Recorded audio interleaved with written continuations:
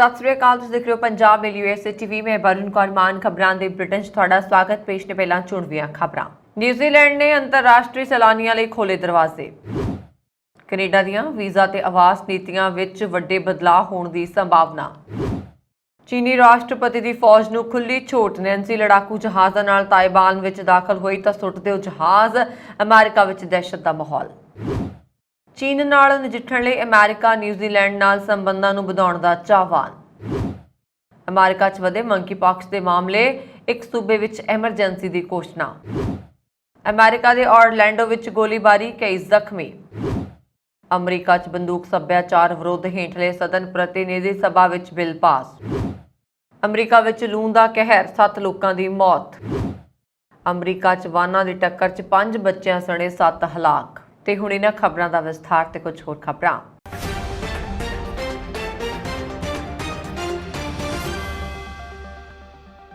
March 2020 ਵਿੱਚ ਕੋਵਿਡ-19 ਮਹਾਮਾਰੀ ਕਾਰਨ ਬੰਦ ਹੋਣ ਤੋਂ ਬਾਅਦ ਪਹਿਲੀ ਵਾਰ ਸੋਮਵਾਰ ਨੂੰ ਨਿਊਜ਼ੀਲੈਂਡ ਦੀਆਂ ਸਰਹੱਦਾਂ ਪੂਰੀ ਤਰ੍ਹਾਂ ਦੁਨੀਆ ਭਰ ਦੇ ਸੈਲਾਨੀਆਂ ਲਈ ਦੁਬਾਰਾ ਖੋਲ੍ਹ ਦਿੱਤੀਆਂ ਗਈਆਂ।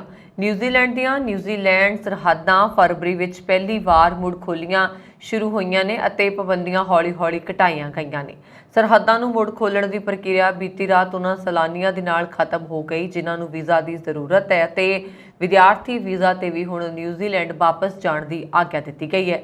ਨਿਊਜ਼ੀਲੈਂਡ ਹੁਣ ਕਰੂਜ਼ ਜਹਾਜ਼ਾਂ ਅਤੇ ਵਿਦੇਸ਼ੀ ਮਨੋਰੰਜਨ ਕਿਸ਼ਤੀਆਂ ਨੂੰ ਆਪਣੀਆਂ ਬੰਦਰਗਾਹਾਂ ਤੇ ਡੌਕ ਕਰਨ ਦੀ ਆਗਿਆ ਦੇ ਰਿਹਾ। ਜ਼ਿਕਰਯੋਗ ਹੈ ਕਿ ਅੰਤਰਰਾਸ਼ਟਰੀ ਵਿਦਿਆਰਥੀਆਂ ਦਾ ਨਿਊਜ਼ੀਲੈਂਡ ਦੀ ਆਰਥਿਕਤਾ ਵਿੱਚ ਮਹੱਤਵਪੂਰਨ ਯੋਗਦਾਨ ਰਿਹਾ ਅਤੇ ਵਿਦਿਅਕ ਪ੍ਰਦਾਤਾ ਉਮੀਦ ਕਰ ਰਹੇ ਨੇ ਕਿ ਸਰਹੱਦਾਂ ਤੇ ਮੁੜ ਖੋਲ੍ਹਣ ਨਾਲ ਦੇਸ਼ ਭਰ ਦੇ ਸਕੂਲਾਂ ਅਤੇ ਯੂਨੀਵਰਸਿਟੀਜ਼ ਨੂੰ ਹੁਲਾਰਾ ਮਿਲੇਗਾ।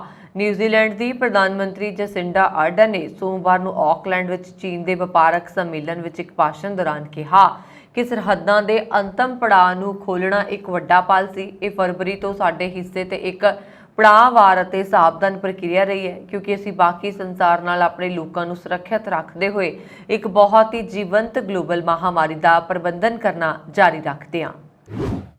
ਕੈਨੇਡਾ ਦੇ ਆਵਾਸ ਮੰਤਰੀ ਸਿਆਨ ਫਰੇਜ਼ਰ ਨੇ ਦੇਸ਼ ਦੇ ਸੂਬਾਈ ਅਤੇ ਕੇਂਦਰ ਸ਼ਾਸਤ ਖੇਤਰਾਂ ਦੇ ਆਵਾਸ ਵਿਭਾਗ ਦੇ ਮੰਤਰੀਆਂ ਨਾਲ ਮੀਟਿੰਗ ਕਰਦਿਆਂ ਕੈਨੇਡੀਅਨ ਆਵਾਸ ਪ੍ਰਬੰਧ ਦੀਆਂ ਖਾਮੀਆਂ ਦੂਰ ਕਰਨ ਸੰਬੰਧੀ ਚਰਚਾ ਕੀਤੀ। ਉਹਨਾਂ ਮੰਤਰੀਆਂ ਤੋਂ ਨੀਤੀਆਂ ਵਿੱਚ ਬਦਲਾਅ ਲਈ ਲੋੜੀਂਦੇ ਸੁਝਾਅ ਵੀ ਲਏ। ਕੇਂਦਰੀ ਮੰਤਰੀ ਨੇ ਵਿਭਾਗੀ ਮੰਤਰੀਆਂ ਨਾਲ ਅਗਲੇ ਸਾਲਾਂ ਦੌਰਾਨ ਹਰੇਕ ਸੂਬੇ ਵਿੱਚ ਪੈਦਾ ਹੋਣ ਵਾਲੇ ਰੁਜ਼ਗਾਰ ਦੇ ਮੌਕਿਆਂ ਅਤੇ ਉਹਨਾਂ ਨਾਲ ਦੇਸ਼ ਦੀ ਆਰਥਿਕਤਾ ਤੇ ਪੈਣ ਵਾਲੇ ਕੌਮੀ ਅਤੇ ਸਥਾਨਕ ਪ੍ਰਭਾਵਾਂ ਬਾਰੇ ਖੁੱਲ੍ਹ ਕੇ ਚਰਚਾ ਕੀਤੀ। ਨਿਊ ਬ੍ਰੰਸਵਿਕ ਦੇ ਸ਼ਹਿਰ ਸੇਂਟ ਜੋਹਨ ਵਿੱਚ ਹੋਈ 2 ਰੋਜ਼ਾ ਮੀਟਿੰਗ ਦੌਰਾਨ ਕੇਂਦਰੀ ਮੰਤਰੀ ਨੇ ਆਵਾਸ ਪ੍ਰਬੰਧ ਤੇ ਉੱਠਦੀਆਂ ਉਂਗਲਾਂ ਬਾਰੇ ਚਰਚਾ ਕੀਤੀ। ਮੰਤਰਾਲਾ ਨੇ ਮੀਟਿੰਗ ਦੌਰਾਨ ਐਕਸਪ੍ਰੈਸ ਐਂਟਰੀ ਪ੍ਰੋਗਰਾਮ ਵਿਚਲੀਆਂ ਜ਼ਾਲਸਾਜ਼ੀਆਂ ਖਤਮ ਕਰਨ ਤੇ ਜ਼ੋਰ ਦਿੱਤਾ। ਮੰਤਰੀ ਨੇ ਸੂਬਾਈ ਮੰਗ ਪ੍ਰੋਗਰਾਮ ਵਿੱਚ ਸੂਬਿਆਂ ਦੀ ਮਹੱਤਤਾ ਉੱਤੇ ਧਿਆਨ ਕੇਂਦਰਿਤ ਕਰਨ ਤੇ ਜ਼ੋਰ ਦਿੱਤਾ। ਮੰਤਰੀ ਨੇ ਪੱਕੇ ਹੋਣ ਲਈ ਖੇਤਰੀ ਮੌਕਿਆਂ ਦੇ ਫਾਇਦੇ ਉਠਾਉਣ ਮਗਰੋਂ ਹੋਰ ਸੂਬਿਆਂ ਵੱਲ ਰੁਝਾਨ ਕਰਨ ਵਾਲਿਆਂ ਨੂੰ ਸਮਾਂ ਵੱਧ ਕੀਤੇ ਜਾਣ ਦਾ ਸੰਕੇਤ ਦਿੱਤਾ। ਸਰਕਾਰੀ ਸੂਤਰਾਂ ਦੇ ਅਨੁਸਾਰ ਵੀਜ਼ਾ ਨੀਤੀਆਂ ਵਿੱਚ ਵੱਡੇ ਬਦਲਾਅ ਹੋਣ ਦੀ ਸੰਭਾਵਨਾ ਹੈ ਜਿਸ ਨਾਲ ਸਿਸਟਮ ਦੀਆਂ ਖਾਮੀਆਂ ਦਾ ਫਾਇਦਾ ਉਠਾ ਕੇ PR ਹੋਣ ਵਾਲਿਆਂ ਦਾ ਰਾਹ ਮੁਸ਼ਕਲ ਹੋ ਜਾਏਗਾ। ਅਮਰੀਕੀ ਕਾਂਗਰਸ ਦੇ ਸਦਨ ਦੀ ਸਪੀਕਰ ਨੈਂਸੀ ਪੈਲੋਸੀ ਦੇ ਸੰਭਾਵੀ ਦੌਰੇ ਨੂੰ ਲੈ ਕੇ ਚੀਨ ਅਤੇ ਅਮਰੀਕਾ ਵਿੱਚ ਤਣਾਅ ਪੈਦਾ ਹੋ ਗਿਆ। ਚੀਨ ਨੇ ਨੈਂਸੀ ਦੇ ਤਾਇਵਾਨ ਦੇ ਸੰਭਾਵੀ ਦੌਰੇ ਨੂੰ ਲੈ ਕੇ ਖੁੱਲ੍ਹ ਕੇ ਧਮਕੀ ਦਿੱਤੀ। ਚੀਨ ਨੇ ਅਮਰੀਕਾ ਨੂੰ ਧਮਕੀ ਦਿੰਦੇ ਹੋਏ ਕਿਹਾ ਕਿ ਜੇਕਰ ਉਹ ਤਾਇਵਾਨ ਦੀ ਸਰਹੱਦ ਵਿੱਚ ਦਾਖਲ ਹੁੰਦੇ ਨੇ ਤਾਂ ਉਹ ਸਪੀਕਰ ਨੈਂਸੀ ਨਾਲ ਅਮਰੀਕੀ ਫੌਜੀ ਲੜਾਕੂ ਜਹਾਜ਼ਾਂ ਨੂੰ ਗੋਲੀ ਮਾਰਨ ਤੋਂ ਨਹੀਂ ਝਿਜਕੇਗਾ। ਖਾਸ ਗੱਲ ਇਹ ਹੈ ਕਿ ਚੀਨ ਦੀ ਇਹ ਧਮਕੀ ਅਜਿਹੇ ਸਮੇਂ 'ਚ ਆਈ ਹੈ ਜਦੋਂ ਇਸ ਮਾਮਲੇ ਨੂੰ ਲੈ ਕੇ ਅਮਰੀਕੀ ਰਾਸ਼ਟਰਪਤੀ ਜੋ ਬਾਈਡਨ ਅਤੇ ਚੀਨ ਦੇ ਰਾਸ਼ਟਰਪਤੀ ਸ਼ੀ ਜਿਨਪਿੰਗ ਵਿਚਾਲੇ ਲੰਬੀ ਫੋਨ ਤੇ ਗੱਲਬਾਤ ਹੋਈ ਹੈ। ਵਿਦੇਸ਼ੀ ਮਾਮਲਿਆਂ ਦੇ ਮਾਹਿਰ ਪ੍ਰੋਫੈਸਰ ਹਰਸ਼ਵੀ ਪੰਤ ਦਾ ਕਹਿਣਾ ਹੈ ਕਿ ਦੋਹਾਂ ਦੇਸ਼ਾਂ 'ਚ ਪਹਿਲੀ ਵਾਰ ਅਜਿਹਾ ਤਣਾਅ ਦੇਖਣ ਨੂੰ ਮਿਲਿਆ। ਉਹਨਾਂ ਨੇ ਕਿਹਾ ਕਿ ਯਕੀਨੀ ਤੌਰ ਤੇ ਜੰਗ ਵਰਗੀ ਸੰਭਾਵਨਾ ਹੈ। ਉਹਨਾਂ ਨੇ ਕਿਹਾ ਕਿ ਤਾਇਵਾਨ ਨੂੰ ਲੈ ਕੇ ਦੋਵਾਂ ਦੇਸ਼ਾਂ ਵਿਚਾਲੇ ਤਣਾਅ ਆਪਣੇ ਸਿਖਰ ਤੇ ਹੈ। ਪ੍ਰੋਫੈਸਰ ਪੰਤ ਨੇ ਕਿਹਾ ਕਿ ਰੂਸ ਯੂਕਰੇਨ ਯੁੱਧ ਤੋਂ ਬਾਅਦ ਚੀਨ ਦੇ ਹੌਸਲੇ ਬੁਲੰਦ ਹੋਏ ਨੇ। ਉਹ ਤਾਇਵਾਨ ਪ੍ਰਤੀ ਵਧੇਰੇ ਹਮਲਾਵਰ ਹੋ ਗਿਆ ਹੈ। ਹੁਣ ਦੇਖਣਾ ਇਹ ਹੋਏਗਾ ਕਿ ਅਮਰੀਕਾ ਇਸ ਤੇ ਕੀ ਪ੍ਰਤੀਕਿਰਿਆ ਦਿੰਦਾ ਹੈ। ਫਿਲਹਾਲ ਚੀਨ ਨੇ ਆਪਣਾ ਸਟੈਂਡ ਸਾਫ਼ ਕਰ ਦਿੱਤਾ ਹੈ। ਹੁਣ ਅਮਰੀਕਾ ਦੀ ਵਾਰੀ ਹੈ। ਪੰਤ ਨੇ ਕਿਹਾ ਕਿ ਜੇਕਰ ਅਮਰੀਕਾ ਇਸ ਮਾਮਲੇ ਤੇ ਚੁੱਪ ਰਹਿੰਦਾ ਹੈ ਤਾਂ ਉਸ ਦੀ ਭਰੋਸੇਯੋਗਤਾ ਨੂੰ ਨਿਸ਼ਚਿਤ ਤੌਰ ਤੇ ਠੇਸ ਪਹੁੰਚੇਗੀ। ਉਸ ਦੀ ਮਹਾਸ਼ਕਤੀ ਦੀ ਭਰੋਸੇਯੋਗਤਾ ਨੂੰ ਠੇਸ ਪਹੁੰਚ ਸਕਦੀ ਹੈ। ਅਜਿਹੇ 'ਚ ਚੀਨ ਦੇ ਇਸ ਬਿਆਨ ਤੇ ਬਾਈਡਨ ਪ੍ਰਸ਼ਾਸਨ ਪ੍ਰਸ਼ਾਸਨ ਕੀ ਸਟੈਂਡ ਲੈਂਦਾ ਹੈ, ਇਹ ਬਹੁਤ ਮਹੱਤਵਪੂਰਨ ਹੋਏਗਾ। ਉਹਨਾਂ ਨੇ ਕਿਹਾ ਕਿ ਬਾਈਡਨ ਦੇ ਕਾਰਜਕਾਲ ਦੌਰਾਨ ਅਫਗਾਨਿਸਤਾਨ ਤੋਂ ਬਾਅਦ ਤਾਲਿਬਾਨ ਦਾ ਮੁੱਦਾ ਗਰਮ ਹੈ। ਅਫਗਾਨਿਸਤਾਨ ਦੇ ਮਾਮਲੇ ਵਿੱਚ ਵੀ ਅਮਰੀਕਾ ਨੂੰ ਡਾਂਟਿਆ ਗਿਆ ਹੈ। ਹੁਣ ਇੱਕ ਵਾਰ ਫਿਰ ਤਾਲਿਬਾਨ ਨੂੰ ਲੈ ਕੇ ਅਮਰੀਕਾ ਦੀ ਭਰੋਸੇਯੋਗਤਾ ਦਾਅ ਤੇ ਲੱਗ ਗਈ ਹੈ। ਅਮਰੀਕਾ ਦੀ ਇਸ ਬਾਜੀ ਤੋਂ ਬਚਣ ਲਈ ਚੀਨ ਨੇ ਸਾਰੇ ਕੂਟਨੀਤਿਕ ਰਸਤੇ ਬੰਦ ਕਰ ਦਿੱਤੇ ਨੇ। ਚੀਨ ਦੇ ਇਸ ਬਿਆਨ ਤੋਂ ਬਾਅਦ ਅਮਰੀਕਾ ਦੇ ਸਾਹਮਣੇ ਚੀਨ ਨਾਲ ਜੰਗ ਵਰਗੀ ਸਥਿਤੀ ਪੈਦਾ ਹੋ ਗਈ ਹੈ। ਉਹਨਾਂ ਨੇ ਕਿਹਾ ਕਿ ਅਫਗਾਨਿਸਤਾਨ ਤੋਂ ਅਮਰੀਕੀ ਫੌਜ ਦੀ ਵਾਪਸੀ ਤੋਂ ਬਾਅਦ ਇਹ ਤੈਅ ਹੋਇਆ ਸੀ ਕਿ ਤਾਲਿਬਾਨ ਤੇ ਚੀਨ ਦੀ ਰਣਨੀਤੀ ਬਦਲ ਸਕਦੀ ਹੈ। ਇਹ ਤਸਵੀਰ ਯੂਕਰੇਨ ਯੁੱਧ ਤੋਂ ਬਾਅਦ ਹੋਰ ਸਪਸ਼ਟ ਹੋ ਗਈ ਹੈ। ਉਹਨਾਂ ਦਾ ਕਹਿਣਾ ਹੈ ਕਿ ਅਜਿਹਾ ਲੱਗਦਾ ਹੈ ਕਿ ਚੀਨ ਅਜਿਹੇ ਮੌਕੇ ਦੀ ਤਲਾਸ਼ ਵਿੱਚ ਸੀ ਜਦੋਂ ਅਮਰੀਕਾ ਨੂੰ ਖੁੱਲ੍ਹੀ ਚੁਣੌਤੀ ਦੇ ਸਕੇ। ਇਸ ਤਰ੍ਹਾਂ ਉਹ ਨੈਂਸੀ ਦੀ ਤਾਲਿਬਾਨ ਫੇਰੀ ਨੂੰ ਲੈ ਕੇ ਹੋ ਗਈ ਹੈ। ਹੁਣ ਚੀਨ ਤਾਲਿਬਾਨ ਨੂੰ ਲੈ ਕੇ ਕ੍ਰਾਸ ਮੋਡ ਵਿੱਚ ਹੈ। ਪ੍ਰੋਫੈਸਰ ਪੰਤ ਕਹਿੰਦੇ ਨੇ ਕਿ ਹੁਣ ਸਵਾਲ ਇਹ ਹੈ ਕਿ ਬਾਈਡਨ ਪ੍ਰਸ਼ਾਸਨ ਤਾਲਿਬਾਨ ਨੂੰ ਲੈ ਕੇ ਜੰਗ ਦੀ ਸਥਿਤੀ 'ਚ ਹੈ। ਉਹਨਾਂ ਨੇ ਕਿਹਾ ਕਿ ਇਹ ਤੈਅ ਹੈ ਕਿ ਬਾਈਡਨ ਪ੍ਰਸ਼ਾਸਨ ਕੂਟਨੀਤੀ ਰਾਹੀਂ ਇਸ ਦਾ ਹੱਲ ਲੱਭਣਾ ਚਾਹੇਗਾ। ਬਾਈਡਨ ਅਤੇ ਜਿਨਪਿੰਗ ਦੀ ਫੋਨ ਗੱਲਬਾਤ ਨੂੰ ਇਸ ਲਿੰਕ ਨਾਲ ਜੋੜ ਕੇ ਦੇਖਿਆ ਜਾਣਾ ਚਾਹੀਦਾ ਹੈ। ਪ੍ਰੋਫੈਸਰ ਪੰਤ ਨੇ ਕਿਹਾ ਕਿ ਅਮਰੀਕਾ ਦੀ ਇਹ ਕੋਸ਼ਿਸ਼ ਹੋਵੇਗੀ ਕਿ ਨੈਂਸੀ ਦੀ ਤਾਲਿਬਾਨ ਫੇਰੀ ਯਕੀਨੀ ਬਣਾਈ ਜਾਵੇ। ਉਹ ਇਸ ਲਈ ਜ਼ਰੂਰ ਕੋਈ ਰਸਤਾ ਲੱਭ ਲਏਗਾ। ਚੀਨ ਦੇ ਸਰਕਾਰੀ ਗਲੋਬਲ ਟਾਈਮਜ਼ ਦੇ ਟਿੱਪਣੀਕਾਰ ਹੂ ਨੇ ਟਵਿੱਟਰ ਤੇ ਕਿਹਾ ਕਿ ਜੇਕਰ ਅਮਰੀਕੀ ਫੌਜੀ ਲੜਾਕੂ ਜਹਾਜ਼ ਨੈਂਸੀ ਦੇ ਜਹਾਜ਼ ਨੂੰ ਤਾਲਿਬਾਨ ਲੈ ਕੇ ਜਾਂਦੇ ਨੇ ਤਾਂ ਇਹ ਹਮਲਾ ਹੋਏਗਾ। ਚੀਨੀ ਫੌਜ ਨੂੰ ਨੈਂਸੀ ਦੇ ਜਹਾਜ਼ਾਂ ਅਤੇ ਅਮਰੀਕੀ ਲੜਾਕਿਆਂ ਨੂੰ ਚੇਤਾਵਨੀ ਦੇ ਤੌਰ ਤੇ ਜਾਂ ਕਿਸੇ ਹੋਰ ਤਰੀਕੇ ਨਾਲ ਗੋਲੀਬਾਰੀ ਕਰਕੇ ਜ਼ਬਰਦਸਤੀ ਰੋਕਣ ਦਾ ਅਧਿਕਾਰ ਹੈ। ਜੇ ਉਹ ਕੰਮ ਨਹੀਂ ਕਰਦਾ ਤਾਂ ਉਹਨਾਂ ਨੂੰ ਮਾਰ ਦਿਓ। ਇਸ ਤੋਂ ਪਹਿਲਾਂ ਚੀਨ ਨੇ ਅਮਰੀਕਾ ਨੂੰ ਰੈੱਡ ਲਾਈਨ ਪਾਰ ਨਾ ਕਰਨ ਦੀ ਸਖਤ ਚੇਤਾਵਨੀ ਦਿੱਤੀ ਸੀ। ਚੀਨੀ ਵਿਦੇਸ਼ ਮੰਤਰਾਲਾ ਦੇ ਬੁਲਾਰੇ ਝਾਓ ਲਿਜ਼ੀਨ ਨੇ ਸ਼ੁੱਕਰਵਾਰ ਨੂੰ ਕਿਹਾ ਕਿ ਜੇਕਰ ਨੈਂਸੀ ਤਾਲਿਬਾਨ ਆਉਂਦੀ ਹੈ ਤਾਂ ਅਮਰੀਕਾ ਨੂੰ ਨਤੀਜੇ ਭੁਗਤਣ ਲਈ ਤਿਆਰ ਰਹਿਣਾ ਹੋਏਗਾ। ਜ਼ਿਕਰਯੋਗ ਹੈ ਕਿ ਤਾਲਿਬਾਨ ਨੂੰ ਲੈ ਕੇ ਅਮਰੀਕਾ ਅਤੇ ਚੀਨ ਇੱਕ ਵਾਰ ਫਿਰ ਆਮੋ ਸਾਹਮਣੇ ਨੇ। ਇਸ ਪਿੱਛੇ ਸਭ ਤੋਂ ਵੱਡਾ ਕਾਰਨ ਅਮਰੀਕੀ ਸੰਸਦ ਦੀ ਸਪੀਕਰ ਨੈਂਸੀ ਪੈਲੋਸੀ ਦੀ ਤਾਲਿਬਾਨ ਦੀ ਪ੍ਰਸਤਾਵਿਤ ਯਾਤਰਾ ਹੈ। ਪੈਲੋਸੀ ਆਪਣੀ ਏਸ਼ੀਆ ਯਾਤਰਾ ਦੌਰਾਨ ਜਾਪਾਨ, ਦੱਖਣੀ ਕੋਰੀਆ, ਮਲੇਸ਼ੀਆ ਤੇ ਸਿੰਗਾਪੁਰ ਦੀ ਯਾਤਰਾ ਕਰੇਗੀ। ਚੀਨ ਨੇ ਇਸ ਤੇ ਸਖਤ ਇਤਰਾਜ਼ ਪ੍ਰਗਟ ਕੀਤਾ। ਪ੍ਰਸ਼ਾਂਤ ਖੇਤਰ ਵਿੱਚ ਸੰਯੁਕਤ ਰਾਜ ਦੀ ਫੌਜ ਦੇ ਕਮਾਂਡਰ ਨੇ ਸੋਮਵਾਰ ਨੂੰ ਕਿਹਾ ਕਿ ਉਹ ਨਿਊਜ਼ੀਲੈਂਡ ਨਾਲ ਆਪਣੇ ਸੰਬੰਧਾਂ ਨੂੰ ਵਧਾਉਣ ਅਤੇ ਮਜ਼ਬੂਤ ਕਰਨਾ ਚਾਹੁੰਦਾ ਹੈ। ਯੂਐਸ ਇੰਡੋ ਪੈਸੀਫਿਕ ਕਮਾਂਡ ਦੇ ਕਮਾਂਡਰ ਐਡਮ ਜ਼ੌਨ ਦੀ ਵੈਲਿੰਗਟਨ ਦੀ ਯਾਤਰਾ ਅਜਿਹੇ ਸਮੇਂ ਹੋਈ ਹੈ ਜਦੋਂ ਅਮਰੀਕਾ ਪ੍ਰਸ਼ਾਂਤ ਵਿੱਚ ਚੀਨ ਦੀਆਂ ਵੱਧਦੀਆਂ ਇੱਛਾਵਾਂ ਨੂੰ ਲੈ ਕੇ ਡੂੰਘੀਆਂ ਚਿੰਤਾਵਾਂ ਦੇ ਵਿਚਕਾਰ ਇਸ ਖੇਤਰ ਵਿੱਚ ਆਪਣੀ ਮੌਜੂਦਗੀ ਵਧਾਉਣ ਦੀ ਕੋਸ਼ਿਸ਼ ਕਰ ਰਿਹਾ। ਐਕੁਲਿਨ ਦਾ ਇੱਕੋ ਪਰੰਪਰਾਗਤ ਮਾਓਰੀ ਸਵਾਗਤ ਸਮਾਰੋਹ ਨਾਲ ਸਵਾਗਤ ਕੀਤਾ ਗਿਆ ਤੇ ਉਹਨਾਂ ਨੇ ਪੁਕੇਹੂ ਨੈਸ਼ਨਲ ਵਾਰ ਮੈਮੋਰੀਅਲ ਪਾਰਕ ਵਿੱਚ ਸ਼ਰਧਾਂਜਲੀ ਭੇਂਟ ਕੀਤੀ। ਉਹਨਾਂ ਨੇ ਨਿਊਜ਼ੀਲੈਂਡ ਦੀ ਰੱਖਿਆ ਬਲ ਅਤੇ ਸਰਕਾਰੀ ਅਧਿਕਾਰੀਆਂ ਨਾਲ ਮੀਟਿੰਗ ਤੋਂ ਪਹਿਲਾਂ ਮੀਡੀਆ ਨਾਲ ਸੰਖੇਪ ਗੱਲਬਾਤ ਕੀਤੀ। ਐਕੁਲਿਨੋ ਨੇ ਕਿਹਾ ਕਿ ਸਾਡੀ ਸਾਂਝੇਦਾਰੀ ਬਹੁਤ ਡੂੰਘੀ ਹੈ। ਅਸੀਂ ਆਪਣੀਆਂ ਦੋਵਾਂ ਕੌਮਾਂ ਅਤੇ ਖੇਤਰ ਦੇ ਸਾਰੇ ਦੇਸ਼ਾਂ ਲਈ ਸ਼ਾਂਤੀ ਅਤੇ ਖੁਸ਼ਹਾਲੀ ਨੂੰ ਯਕੀਨੀ ਬਣਾਉਣ ਲਈ ਮਿਲ ਕੇ ਬਹੁਤ ਸਾਰੀਆਂ ਚੀਜ਼ਾਂ ਕਰ ਰਹੇ ਹਾਂ। ਐਕੁਲਿਨੋ ਨੇ ਕਿਹਾ ਕਿ ਉਹ ਨਵੇਂ ਖੇਤਰਾਂ ਦੀ ਪਛਾਣ ਕਰਨਾ ਚਾਹੁੰਦਾ ਹੈ ਜਿੱਥੇ ਅਮਰੀਕਾ ਨਿਊਜ਼ੀਲੈਂਡ ਨਾਲ ਕੰਮ ਕਰ ਸਕਦਾ ਹੈ। ਉਹਨਾਂ ਨੇ ਕਿਹਾ ਕਿ ਪ੍ਰਸ਼ਾਂਤ ਖੇਤਰ ਵਿੱਚ ਆਸਟ੍ਰੇਲੀਆ ਅਤੇ ਨਿਊਜ਼ੀਲੈਂਡ ਦੀ ਅਗਵਾਈ ਗੰਭੀਰ ਤੌਰ ਤੇ ਮਹੱਤਵਪੂਰਨ ਸੀ। ਐਕੁਲਿਨੋ ਨੇ ਅੱਗੇ ਕਿਹਾ ਕਿ ਸਾਰੀਆਂ ਕੌਮਾਂ ਉਹ ਚੀਜ਼ਾਂ ਪ੍ਰਦਾਨ ਕਰਦੀਆਂ ਨੇ ਜੋ ਉਹ ਪ੍ਰਦਾਨ ਕਰ ਸਕਦੀਆਂ ਨੇ। ਉਹਨਾਂ ਨੇ ਕਿਹਾ ਕਿ ਅਮਰੀਕਾ ਪ੍ਰਸ਼ਾਂਤ ਟਾਪੂ ਦੇਸ਼ਾਂ ਵਿੱਚ ਜਲਵਾਯੂ ਪਰਿਵਰਤਨ ਦੇ ਸੁਰੱਖਿਆ ਪ੍ਰਭਾਵਾਂ ਨੂੰ ਸਮਝਦਾ ਹੈ, ਜਿਸ ਵਿੱਚ ਭੋਜਨ ਸੁਰੱਖਿਆ ਅਤੇ ਜਲ ਸੁਰੱਖਿਆ ਸ਼ਾਮਲ ਹੈ ਅਤੇ ਟਾਪੂ ਦੇਸ਼ਾਂ ਲਈ ਵਿਸ਼ੇਸ਼ ਜ਼ੋਨਾਂ ਵਿੱਚ ਮੱਛੀ ਫੜਨ ਦੇ ਯੋਗ ਹੋਣ ਦੀ ਮਹੱਤਤਾ ਨੂੰ ਸਮਝਿਆ ਗਿਆ। ਅਮਰੀਕਾ ਵਿਖੇ ਨਿਊਯਾਰਕ ਰਾਜ ਦੀ ਗਵਰਨਰ ਕੈਥੀ ਹੌਚੂਲ ਨੇ ਮੰਕੀਪੌਕਸ ਦੇ ਵੱਧਦੇ ਮਾਮਲਿਆਂ ਦੇ ਮੱਦੇਨਜ਼ਰ ਆਫਤ ਐਮਰਜੈਂਸੀ ਦਾ ਐਲਾਨ ਕੀਤਾ। ਇੱਕ ਬਿਆਨ ਵਿੱਚ ਹੌਚੂਲ ਨੇ ਕਿਹਾ ਕਿ ਮੈਂ ਇਸ ਪ੍ਰਕੋਪ ਦਾ ਮੁਕਾਬਲਾ ਕਰਨ ਦੀਆਂ ਕੋਸ਼ਿਸ਼ਾਂ ਨੂੰ ਹੋਰ ਮਜ਼ਬੂਤ ਕਰਨ ਲਈ ਰਾਜ ਵਿੱਚ ਇੱਕ ਆਫਤ ਐਮਰਜੈਂਸੀ ਦਾ ਐਲਾਨ ਕਰਦੀ ਹਾਂ। ਨਿਊਯਾਰਕ ਵਿੱਚ ਮੰਕੀਪੌਕਸ ਦੀ ਲਾਗ ਤੇਜ਼ੀ ਨਾਲ ਫੈਲ ਰਹੀ ਹੈ। ਸ਼ੁੱਕਰਵਾਰ ਤੱਕ ਇਸ ਦੀ ਲਾਗ ਦੇ 1383 ਮਾਮਲੇ ਦਰਜ ਕੀਤੇ ਗਏ ਨੇ। ਉਹਨਾਂ ਨੇ ਕਿਹਾ ਕਿ ਦੇਸ਼ ਵਿੱਚ 4 ਵਿੱਚੋਂ 1 ਤੋਂ ਵੱਧ ਮੰਕੀਪੌਕਸ ਦੇ ਮਾਮਲੇ ਨਿਊਯਾਰਕ ਤੋਂ ਨੇ ਅਤੇ ਸਾਨੂੰ ਆਪਣੇ ਕੋਲ ਰੱਖੇ ਹਰੇਕ ਉਪਕਰਨ ਦੀ ਵਰਤੋਂ ਕਰਨ ਦੀ ਲੋੜ ਹੈ। ਯੂਐਸ ਹੈਲਥ ਕਮਿਸ਼ਨਰ ਦੁਆਰਾ ਮੰਕੀਪੌਕਸ ਨੂੰ ਜਨਤਕ ਸਿਹਤ ਲਈ ਇੱਕ ਨਜ਼ਦੀਕੀ ਖਤਰਾ ਘੋਸ਼ਿਤ ਕਰਨ ਤੋਂ ਇੱਕ ਦਿਨ ਬਾਅਦ ਐਮਰਜੈਂਸੀ ਦੀ ਸਥਿਤੀ ਘੋਸ਼ਿਤ ਕੀਤੀ ਗਈ। ਤਾਜ਼ਾ ਅੰਕੜਿਆਂ ਦੇ ਅਨੁਸਾਰ ਸ਼ੁੱਕਰਵਾਰ ਤੱਕ ਅਮਰੀਕਾ ਵਿੱਚ 5100 ਤੋਂ ਵੱਧ ਲੋਕਾਂ ਦੇ ਮੰਕੀਪੌਕਸ ਨਾਲ ਸੰਕਰਮਿਤ ਹੋਣ ਦੀ ਖਬਰ ਹੈ। ਨਿਊਯਾਰਕ ਵਿੱਚ ਸਭ ਤੋਂ ਵੱਧ ਮਾਮਲੇ ਸਾਹਮਣੇ ਆਏ ਨੇ। ਇਸ ਤੋਂ ਬਾਅਦ ਕੈਲੀਫੋਰਨੀਆ ਰਾਜ ਦੂਜੇ ਸਥਾਨ ਤੇ ਹੈ। ਅਮਰੀਕਾ 'ਚ ਗੋਲੀਬਾਰੀ ਦੀਆਂ ਘਟਨਾਵਾਂ ਰੁਕਣ ਦਾ ਨਾਮ ਨਹੀਂ ਲੈ ਰਹੀਆਂ। ਹਰ ਰੋਜ਼ ਵੱਖ-ਵੱਖ ਥਾਵਾਂ ਤੋਂ ਗੋਲੀਬਾਰੀ ਦੀਆਂ ਘਟਨਾਵਾਂ ਸਾਹਮਣੇ ਆਉਂਦੀਆਂ ਰਹਿੰਦੀਆਂ ਨੇ। ਹੁਣ ਫਲੋਰੀਡਾ ਤੇ ਆਰਲੈਂਡੋ ਸ਼ਹਿਰ 'ਚ ਐਤਵਾਰ ਨੂੰ ਭੀੜ ਵਿੱਚ ਹੋਈ ਗੋਲੀਬਾਰੀ 'ਚ ਕਈ ਲੋਕ ਜ਼ਖਮੀ ਹੋ ਗਏ, ਜਦਕਿ 7 ਲੋਕਾਂ ਨੂੰ ਹਸਪਤਾਲ ਭਰਤੀ ਕਰਵਾਇਆ ਗਿਆ, ਜਦਕਿ ਹਮਲਾਵਰ ਅਜੇ ਫਰਾਰ ਹੈ। ਆਰਲੈਂਡੋ ਪੁਲਿਸ ਦੇ ਮੁਖੀ ਐਰਿਕ ਡੀ ਸਮਿਥ ਨੇ ਦੱਸਿਆ ਕਿ ਕੁਝ ਲੋਕਾਂ ਵਿੱਚ ਝਗੜਾ ਹੋਇਆ ਜੋ ਵੱਧ ਗਿਆ ਅਤੇ ਹਿੰਸਾ ਦੁਪਹਿਰ 2 ਵਜੇ ਦੇ ਕਰੀਬ ਤੇਜ਼ ਹੋ ਗਈ। ਪੁਲਿਸ ਅਧਿਕਾਰੀ ਸਮਿਥ ਨੇ ਦੱਸਿਆ ਕਿ ਮੀਡੀਆ ਰਿਪੋਰਟਾਂ ਮੁਤਾਬਕ ਇੱਕ ਅਣਪਛਾਤੇ ਹਮਲਾਵਰ ਨੇ ਪਿਸਤੌਲ ਕੱਢ ਕੇ ਭੀੜ ਤੇ ਗੋਲੀ ਚਲਾ ਦਿੱਤੀ, ਜਿਸ ਨਾਲ 7 ਲੋਕ ਜ਼ਖਮੀ ਹੋ ਗਏ। ਸਾਰੇ 7 ਪੀੜਤਾਂ ਨੂੰ ਨੇੜਲੇ ਹਸਪਤਾਲ ਲਿਜਾਇਆ ਗਿਆ, ਜਿੱਥੇ ਉਹਨਾਂ ਦੀ ਹਾਲਤ ਸਥਿਰ ਦੱਸੀ ਜਾ ਰਹੀ ਹੈ। ਅਧਿਕਾਰੀਆਂ ਕੋਲ ਇਸ ਸਮੇਂ ਸ਼ੂਟਰ ਦਾ ਕੋਈ ਵੇਰਵਾ ਨਹੀਂ ਹੈ, ਪਰ ਉਸ ਦਾ ਪਤਾ ਲਗਾਉਣ ਦੀ ਕੋਸ਼ਿਸ਼ ਕਰ ਰਹੇ ਨੇ। ਗੈਰ ਲਾਭਕਾਰੀ ਸੰਗਠਨ ਗਨ ਵਾਇਲੈਂਸ ਆਰਕਾਈਵ ਦੇ ਅਨੁਸਾਰ ਇਸ ਸਾਲ ਅਮਰੀਕਾ ਵਿੱਚ ਘੱਟੋ-ਘੱਟ 381 ਸਮੂਹਿਕ ਗੋਲਾਬਾਰੀ ਹੋ ਚੁੱਕੀਆਂ ਨੇ। CNN ਦੀ ਇੱਕ ਰਿਪੋਰਟ ਅਨੁਸਾਰ ਹਰ ਰੋਜ਼ ਔਸਤਨ 1.7 ਤੋਂ ਵੱਧ ਸਮੂਹਿਕ ਗੋਲੀਬਾਰੀ ਹੁੰਦੀ ਹੈ। ਅਮਰੀਕਾ ਵਿੱਚ ਬੰਦੂਕ ਹਿੰਸਾ ਦੀਆਂ ਵੱਧਦੀਆਂ ਘਟਨਾਵਾਂ ਦੇ ਨਾਲ ਰਾਸ਼ਟਰਪਤੀ ਜੋ ਬਾਈਡਨ ਨੇ ਕਿਹਾ ਸੀ ਕਿ ਅਮਰੀਕਾ ਨੂੰ ਬੱਚਿਆਂ ਤੇ ਪਰਿਵਾਰਾਂ ਦੀ ਸੁਰੱਖਿਆ ਲਈ ਹਮਲਾਵਰ ਹਥਿਆਰਾਂ ਦੀ ਗਿਣਤੀ ਘੱਟ ਕਰਨੀ ਚਾਹੀਦੀ ਹੈ। ਇਹਨਾਂ ਤੇ ਪਾਬੰਦੀ ਲਗਾਉਣ ਜਾਂ ਖਰੀਦਣ ਲਈ ਉਮਰ ਨੂੰ 18 ਤੋਂ ਵਧਾ ਕੇ 21 ਕਰਨ ਦੀ ਲੋੜ ਹੈ। ਸ਼ਿਕਾਗੋ 'ਚ ਆਜ਼ਾਦੀ ਦਿਵਸ ਤੇ ਫ੍ਰੀडम ਮਾਰਚ ਦੌਰਾਨ ਗੋਲੀਬਾਰੀ ਹੋਈ ਸੀ। ਆਜ਼ਾਦੀ ਪਰੇਡ ਨਿਕਲਦੇ ਸਮੇਂ ਅਚਾਨਕ ਗੋਲੀਆਂ ਚਲਾਈਆਂ ਗਈਆਂ। ਪਰੇਡ 'ਚ ਗੋਲੀਬਾਰੀ ਤੋਂ ਬਾਅਦ ਹਫੜਾ ਦਫੜੀ ਮਚ ਗਈ। ਇਸ ਘਟਨਾ ਵਿੱਚ 6 ਲੋਕਾਂ ਦੀ ਮੌਤ ਹੋ ਗਈ ਸੀ ਅਤੇ 24 ਜ਼ਖਮੀ ਹੋਏ ਸਨ। ਹਮਲਾਵਰ ਨੇ ਛੱਤ ਤੋਂ ਗੋਲੀਆਂ ਚਲਾਈਆਂ ਸਨ। ਹਮਲਾਵਰ ਦੀ ਪਛਾਣ 22 ਸਾਲਾ ਰਾਬਰਟ ਬੌਬੀ ਈ ਕ੍ਰੀਮੋ ਵਜੋਂ ਹੋਈ ਸੀ। ਅਮਰੀਕਾ ਵਿੱਚ ਬੰਦੂਕ ਸੱਭਿਆਚਾਰ ਅਤੇ ਇਸ ਕਾਰਨ ਹੋਣ ਵਾਲੀਆਂ ਮੌਤਾਂ ਤੇ ਗੰਭੀਰਤਾ ਜਤਾਉਂਦਿਆਂ ਸੰਸਦ ਦੇ ਹੇਠਲੇ ਸਦਨ ਪ੍ਰਤੀਨਿਧਤ ਸਭਾ ਵਿੱਚ ਇੱਕ ਬਿੱਲ ਪਾਸ ਕੀਤਾ ਗਿਆ। ਦਹਾਕਿਆਂ ਤੋਂ ਬਾਅਦ ਅਸੌਲਟ ਰਾਈਫਲਸ ਤੇ ਪਾਬੰਦੀ ਲਈ ਕਾਰਵਾਈ ਕੀਤੀ ਗਈ। ਹੁਣ ਸੰਸਦ ਦੇ ਉੱਪਰਲੇ ਸਦਨ ਸੈਨੇਟ ਵਿੱਚ ਇਸ ਦਾ ਪਾਸ ਹੋਣਾ ਜ਼ਰੂਰੀ ਹੈ ਤਾਂ ਜੋ ਇਸ ਨੂੰ ਕਾਨੂੰਨ ਬਣਾਇਆ ਜਾ ਸਕੇ। ਮੰਨਿਆ ਜਾ ਰਿਹਾ ਕਿ ਸੈਨੇਟ ਵਿੱਚ ਇਸ ਦੇ ਪਾਸ ਹੋਣ ਲਈ ਕਈ ਮੁਸ਼ਕਲਾਂ ਆ ਸਕਦੀਆਂ ਨੇ। ਹੇਠਲੇ ਸਦਨ ਵਿੱਚ ਬਿੱਲ ਨੂੰ ਡੈਮੋਕ੍ਰੈਟਿਕ ਪਾਰਟੀ ਨੇ ਪੇਸ਼ ਕੀਤਾ ਸੀ, ਉੱਥੇ ਉਹਨਾਂ ਦੀ ਗਿਣਤੀ ਚੰਗੀ ਹੈ, ਪਰ ਸੈਨੇਟ ਵਿੱਚ ਰਿਪਬਲਿਕਨ ਪਾਰਟੀ ਦਾ ਦਬਦਬਾ, ਇਸ ਦੇ ਚੱਲਦਿਆਂ ਉੱਥੇ ਇਹ ਬਿੱਲ ਡਿੱਗ ਸਕਦਾ ਹੈ। ਹੇਠਲੇ ਸਦਨ ਵਿੱਚ ਇਸ ਬਿੱਲ ਨੂੰ ਪਾਸ ਕਰਵਾਉਣ ਲਈ ਸਿਰਫ 2 ਰਿਪਬਲਿਕਨ ਸੰਸਦ ਮੈਂਬਰਾਂ ਨੇ ਹੀ ਡੈਮੋਕ੍ਰੇਟਸ ਦਾ ਸਾਥ ਦਿੱਤਾ ਸੀ। ਪ੍ਰਤੀਨਿਧਤ ਸਭਾ ਵਿੱਚ ਬਿੱਲ ਦੇ ਪੱਖ ਵਿੱਚ 217 ਜਦਕਿ ਵਿਰੋਧ ਵਿੱਚ 213 ਵੋਟਾਂ ਪਈਆਂ।